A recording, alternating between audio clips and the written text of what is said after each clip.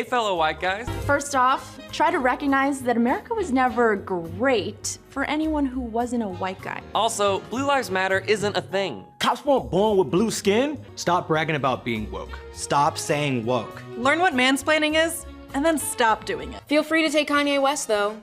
You guys can have him. You know what you did, Kanye.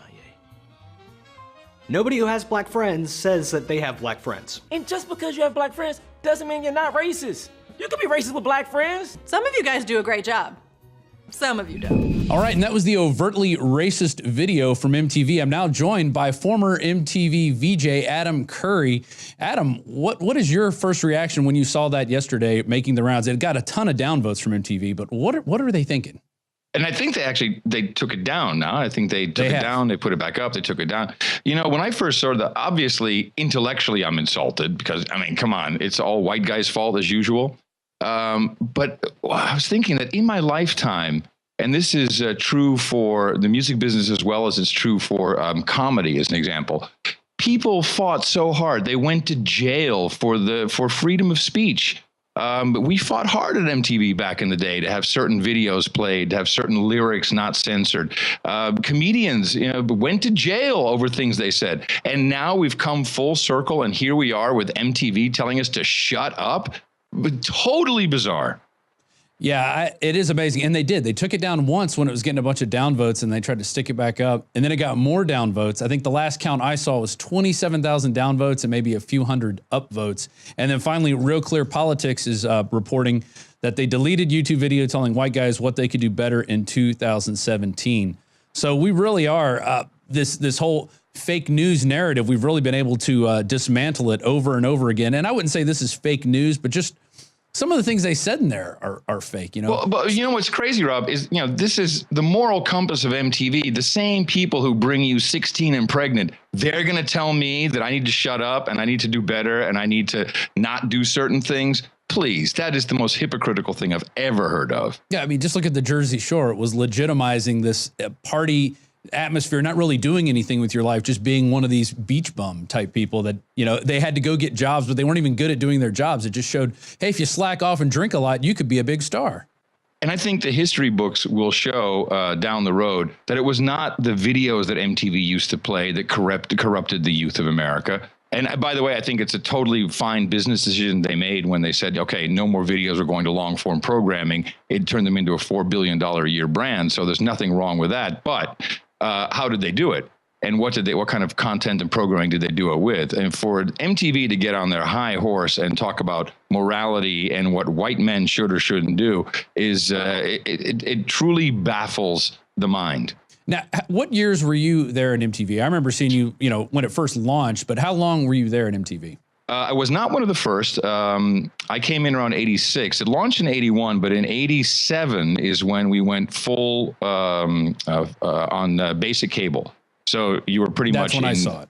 Yeah. And there were some things that came along with that because when you're on basic cable, you have to be you have to be a little bit careful about what you show and what you do. And again, everybody, including the executives, fought very hard to not, to get things through and to basically thwart Tipper Gore. If anyone remembers that, the crazy lyrics of Twisted Sister, they were all going to corrupt the youth of America. Well, maybe it was Twisted Sister, but the example we see in that video from MTV is the corrupted youth of America. Exactly. And I remember those hearings. John Denver was speaking on behalf of the First Amendment, Frank Zappa. You really got this wide array of artists coming out saying, listen, don't mess with this. That's going to screw up. And you can see it now. They're trying to still do it. The government's still trying to put their hands in what we can and can't say, and it keeps backfiring. And, with fake news, this whole idea of coming up with organizations that will determine what is or what isn't right, true, fake, false, whatever. It really is a beginnings of restriction on speech. That's exactly what it is. And I think last time I was on with Alex, we talked about this whole the whole notion of being verified, which is where this starts. You're verified on Twitter. You're verified on Facebook. Therefore, what you say is already going to have a little leg up. You're going to be verified. We'll have the same with news stories, with any story, actually. But with that, with becoming verified is also going to put them in that shell. It's like, oh, you're verified. You have to follow these rules. Now, you can't say this. You can't do this. Now, I want to get to this news. This is on the Daily Mail today, and this just chuckled me, and probably my favorite news story of the year. Exclusive. Facebook fact checker who will arbitrate on fake news. They made these people at Snopes like the arbiters of what's real and what's not.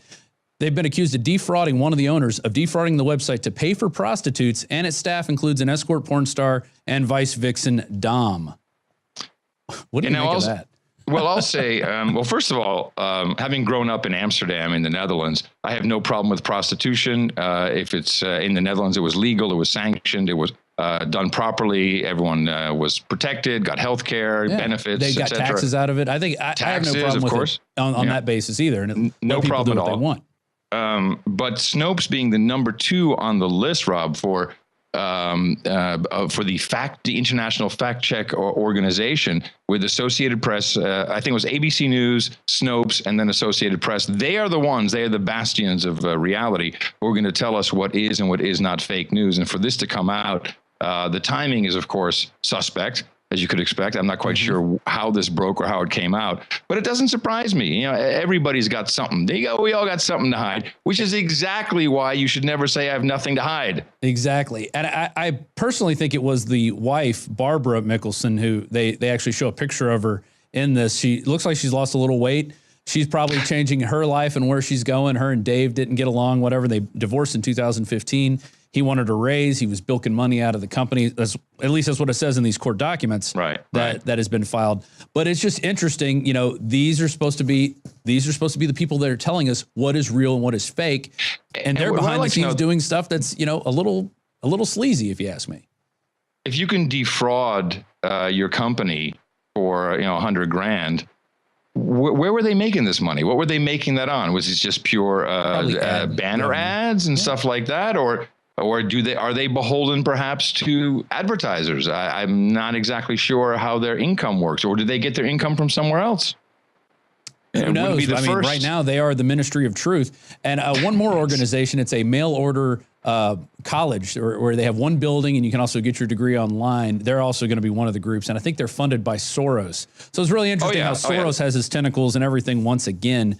You know, I looked into all of the Soros stuff and it is endless. If you look at all the little organizations that he's funding, anywhere from $1 million to $3 million annually, these companies that these usually nonprofits do, it's phenomenal. He really does have his hands everywhere, and it's not good. No. And so he funds like the Clinton Foundation. And then I actually heard on your show, the No Agenda show, that they funded David Brock, got him started with Media Matters. I didn't even know that. Yes. Yeah. Well, it was the Clintons initially who paid for all of it. And, you know, he's finally going to try and get a commercial venture off the ground, which I think is called something Share Blue or something like that. And I don't know if that's really going to work or not. Bad Hair Day News, I think. Yeah, but yeah, it's. I think everyone knew that the Clintons, et cetera, had helped Media Matters initially, but you know, he really came out and just said it. You know, they just paid for it. Yeah. Totally ridiculous. Hey, I want to end on this story. We're about to wrap up here. This is 2016 YouTuber Adam Saleh claims he was kicked off Delta flight and after 20 people complain he was speaking Arabic, and you can see there's a picture of him in here. Do you think this is this fake news thing where he's putting this out to troll people about the Islamophobia, or do you think this is actually a real thing where he just happened to be speaking Arabic and he freaked people out? To me, it smells of fake news. Yeah, it does. We don't really have all the details. He's, of course, a well-known YouTuber, protagonist. And it would not surprise me if he'd thrown out at least an Allahu Akbar somewhere, or we don't even know exactly what he said. All I hear is, you know, I just said something in a different language. You know, I speak 4 different languages. Who knows how he said it, what he said. But it seems to me the way he was, you know, getting everything on video, the way other people, as I looked at the video in the back, were like, hey, get out, who were not afraid of him, but I think we're just sick and tired of him. I have a feeling this is very possibly some fake news. It certainly turned into a good hashtag, which screwed Delta. Adam, go ahead and plug your show real quick, your podcast, which I think is excellent, by the way. Well, thank you very much. It's the No Agenda Show, noagendashow.com. I do it with John C. Dvorak, who has been a journalist and a columnist for many, many years in Silicon Valley. We're in our 10th year now. We deconstruct media, which we've been doing for all these years, which is pretty much showing you fake news on media. It's nothing new. We've been doing it for a while. We are completely listener supported, and we appreciate you being letting me talk about it, and anyone else who will listen to the show and supports us.